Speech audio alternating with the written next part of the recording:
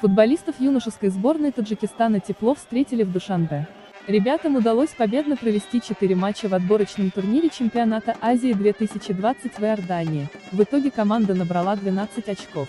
Юношеская сборная Таджикистана по футболу сегодня ночью прилетела в Душанбе рейсом из Дубая. В аэропорту команду тепло встретили болельщики и любители футбола. Ребята были в приподнятом настроении, ведь им удалось победно провести 4 матча в отборочном турнире чемпионата Азии 2020 в Иордании. В шаге от ЧА 2020 юношеская сборная Таджикистана по футболу разгромила Непал.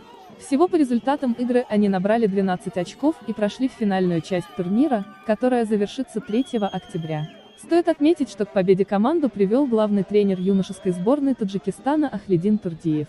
Из стран, которые входят в Центральноазиатскую футбольную ассоциацию, КАФА, в финальную часть чемпионата на этот раз смогли пробиться 3 сборные – Таджикистана, Ирана и Узбекистана.